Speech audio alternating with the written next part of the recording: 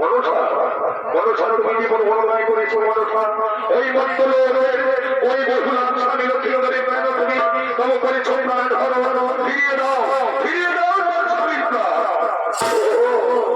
এই কথা শুনে কবিতা ওর কোনো দোষ নেই, বেহুলা কোনো কারণে না হয়েছে তব স্বামীর ছাড়া মনে রেখো ওর শ্বশুর চাঁদ মেরে তোমার আমায় পুজোটাই করেছিল, তোমার আমারই অপমান সর্বল বাইরে কাছে বলেছিল আমার যে মুড়ি গ্রামে তোমার দিয়েছিল তাই তো সেই অপমান সহ্য করতে না পেরে তাই আমি ছয় সহ্য করেছি হরণ আর ওই লক্ষ্মী দর্শন তব করেছি প্রাণ হরণ। তাহলে তুমি তার পানি শুনে নিয়েছো, কিন্তু এই অভাগিনী মেয়েটাকে তোমায় আজ তার স্বামীকে ফিরিয়ে দিবি।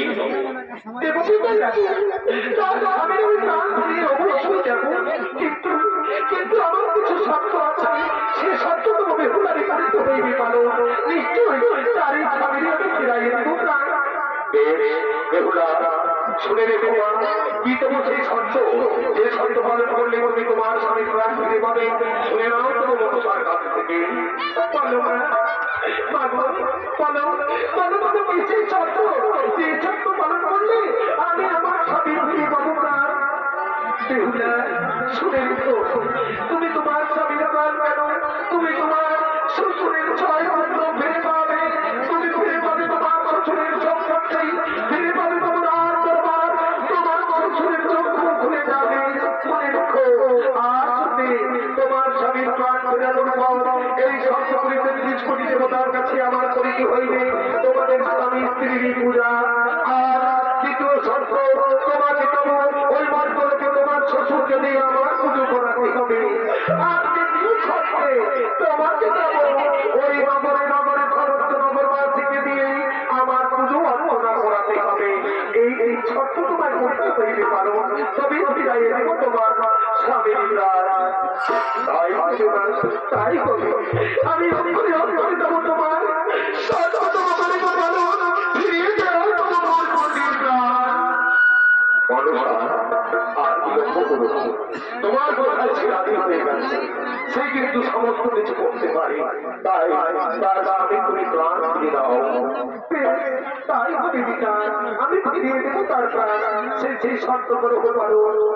এগুলা তাহলে দাও তোমার স্বামী ওই মৃত যে রয়েছে সেই জীর্ণ হস্তি আমার কাছে তুলে দাও। দেখি তুমি সমস্ত জীর্ণ হস্তি আনতে পারছো কিনা, না হয় তোমার স্বামীর প্রাণ ফেরানো বড় করতে হবে।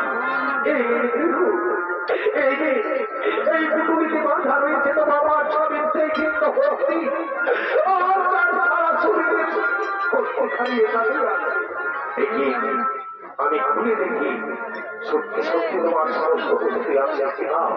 দেখি এই তো সমস্ত হস্তি বর্তমান, কিন্তু তোমায় কঠিন পরীক্ষা দিতে হবে। তোমার স্বামীর প্রাণ ফেরাতে গেলে তোমাকে ওই পঞ্চমাত্মা দিতে হবে না, আর পঞ্চমাত্মা দান করতে হবে তোমাকে সর্ববিষয়ের মধ্যে তোমাকে করিতে হইবে না। আর তুমি তো নগরে নগরে ভিক্ষা করে পঞ্চম ভিক্ষা নিয়ে মানুষের কাছে আশীর্বাদ নিয়ে ফিরে এসো, আর সেই পঞ্চম ভিক্ষামাত্রা করাই বলবে ফিরে পাবে তবে তোমার স্বামী। তাই আমি আর বিলম্ব না করি, আমি এক করি মন্ত্র